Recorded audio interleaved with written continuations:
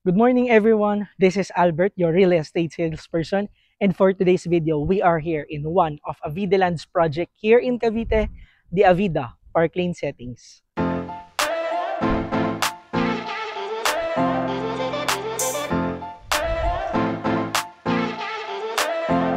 Avida Park Lane Settings is located inside Vermosa Estates, a mixed-use development of Ayala Land in Imus, Cavite, up to Dasmariñas, Cavite.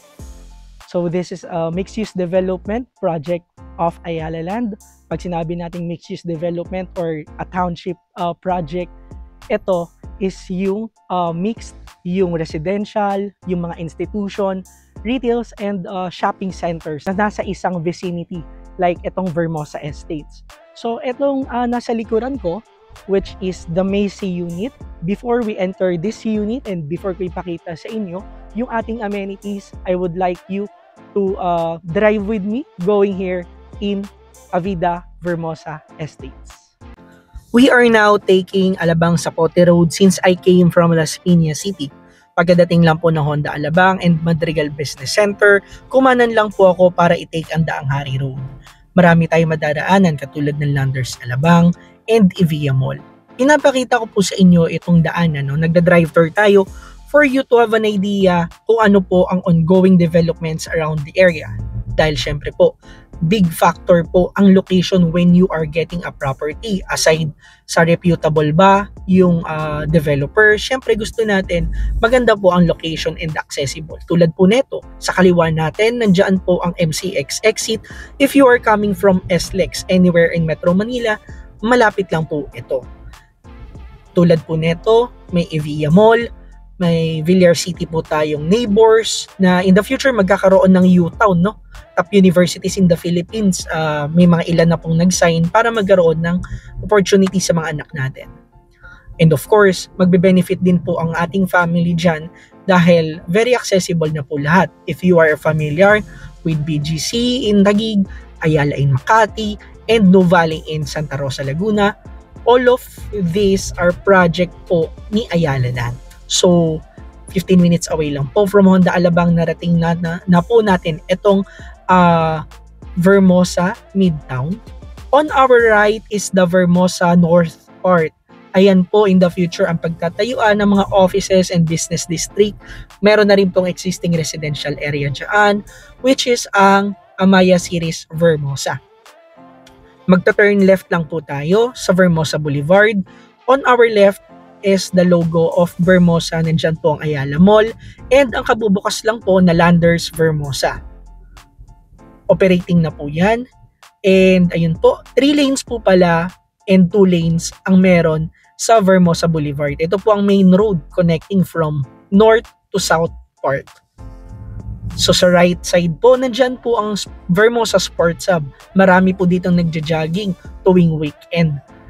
Meron po dyan pala sa Vermosa Sports Hub na Olympic size na pool and track and field, may football field, meron din pong jogging area.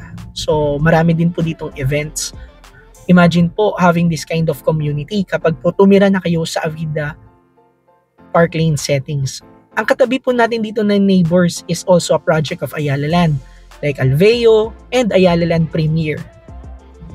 And for our OFWs po and for those who want to invest in a property na less congestion po and ayaw na po sa Metro Manila, this is the best option for you po dahil ito po is malapit lang sa Metro Manila, yet tahimik po ang lugar and maganda po ang master plan.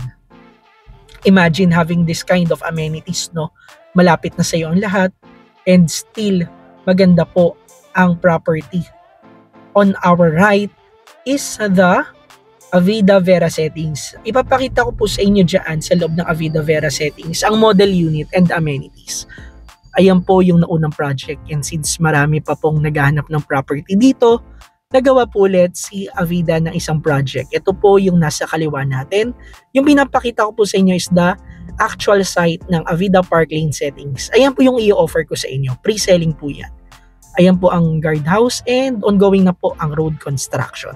2 years po pala ang turnover nun. So pasok na po ulit tayo ng Avida Vera Settings.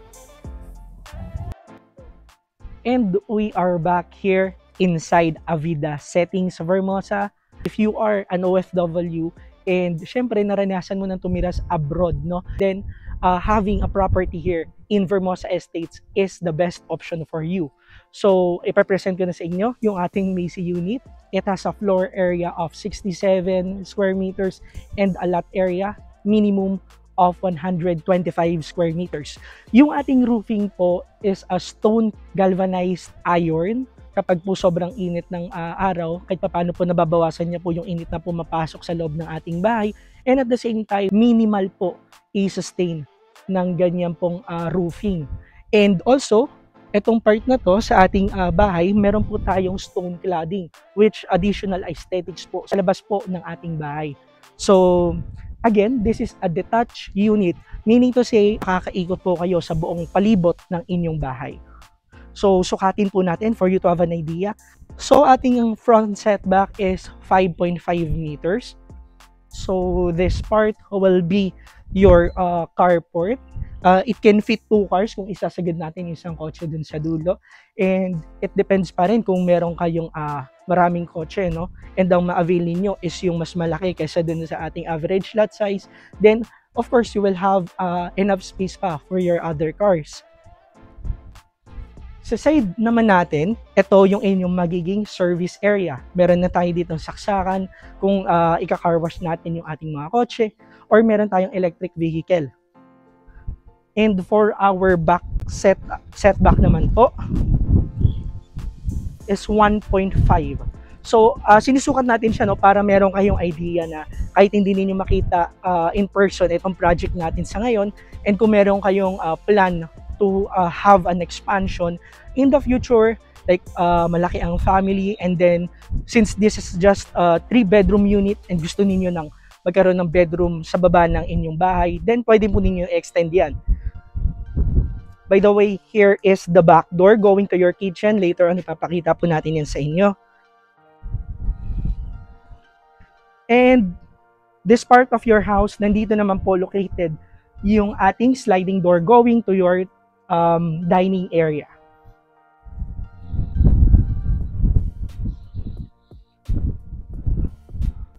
Pasok na po tayo.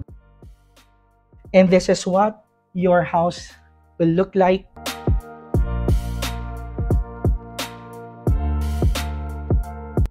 And for your reference, this unit is a model unit po. Ibig sabihin, yung mga gamit po na nakikita ninyo sa loob ng bahay, yung mga furnitures, hindi po yan kasama kapag turn over sa inyo. Pero mag-flash po ako sa screen ng actual turnover kapag po dineliver ang inyong bahay. As part of your house, pagkapasok natin ng pinto, nandito po yung ating magsisilbing living area. This is suggested for your living area. Meron tayo ditong big windows na aluminum frame po yan. Na nagbibigay ng direct sunlight sa ating bahay, no? Kahit paano nakakabawas siya sa kuryente, hindi po tayo masyado nagbubukas ng ilaw. And then sa part naman na to, this will serve as your dining area. Sa ating model unit, naglagay sila ng round table na good for 6 seaters. And then, meron tayo dito. Again, this is the sliding door na pinakita natin kanina, no, sa labas ng ating bahay. Ito po siya. And for you to have an idea kung gaano kalapad yung ating sliding door po, it's 3.2. By the way, yung mga cabinets po dito is hindi po kasama kapag turn over. Pero po, ito nakikita nyo po na sink, ito na po yung i-deliver kapag turn over po ang inyong bahay. Meron po tayo ditong cabinets for our storage. Soft close na po yan. And may bintana na rin po dito sa tapat ng ating sink. Sa part na doon naman, dito nilagay yung kanyang gas range, no? Pero if you prefer to have more cabinets, then you may do so. Lagyan mo dito ng electric gas stove and then cabinet sa baba. And this is the door that I am saying a while ago. Ito yung back door natin, no? So, going to your service area or laundry area, here is yung additional na space for your cabinets. Or pwede mo rin tong gawing lagayan ng mga TV, or some books ng iyong mga kids, no, kung nag-aaral sila, or study or working stations po ninyo sa baba ng ating hagdanan. Wala rin pong sinayang na space dahil yung baba ng ating hagdanan ay ginawa rin pong storage. And nandito naman sa kanan ko is our first toilet and bath. Wala po yung glass kapag dineliver pero ceramic tiles po ang ginamit sa ating CR.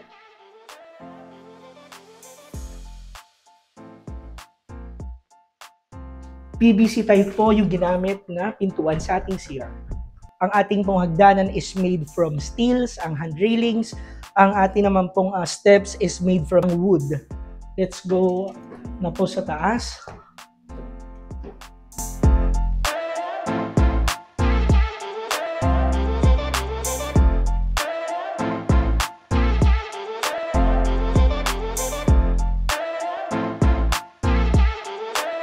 Ating bahay po ay maraming windows. Kung napapansin po ninyo, meron po tayong window na nasa tapat ng ating hagdanan and nasa gilid ng ating hagdanan. No? Nakakadagdag talaga siya aliwala sa loob ng ating bahay.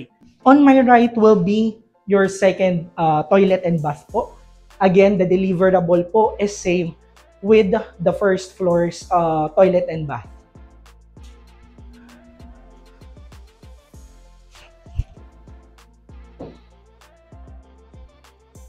And beside of our toilet and bath here in the second floor, this is the first bedroom. Sa model unit po natin, ginawa po itong girls bedroom, no?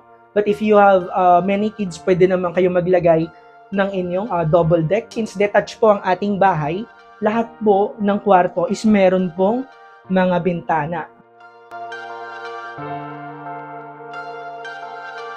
And for our second bedroom, this is a male's bedroom naman po. Actually, this is bigger than the first bedroom. Dito naglagay siya ng single bed and then naglagay po ng mga built-in cabinet for additional storage ng inyong mga kids and lagay ng mga sapatos na rin. No? Again, meron na rin tayo ditong window and meron na rin po tayong provision for aircon. So this is our second bedroom. Right now, we're going to the last bedroom or yung ating master's bedroom.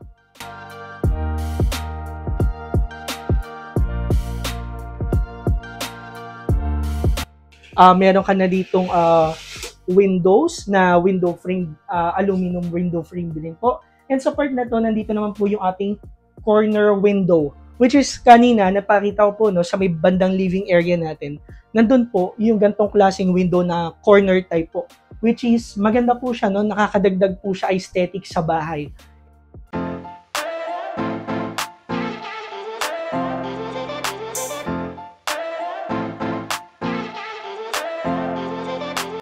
And naipakita ko na sa inyo ang ating unit na Macy. Ngayon naman, pupunta tayo ng ating amenities just to give you an idea kung ano yung klaseng amenities ang di-deliver sa Parklane settings. Since again, nandito tayo sa loob ng Avida Vera settings.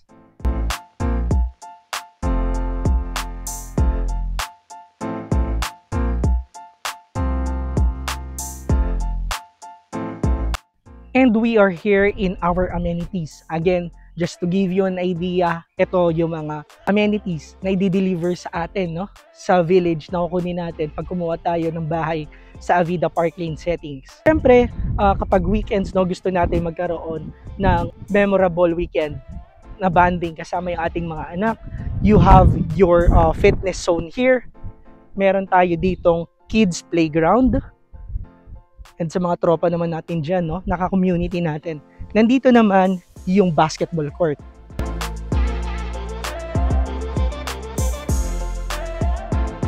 So this is what your basketball court looks like once na kumuha kayo ng property sa Avida Parklane settings.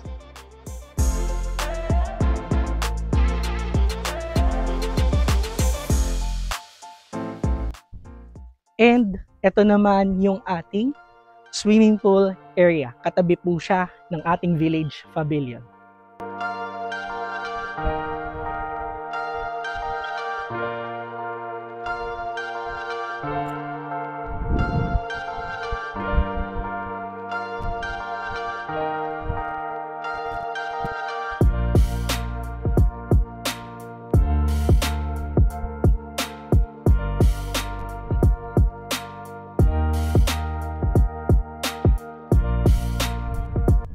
And that's it. Na-present ko na sa inyo yung ating project dito sa Avida Park Lane settings.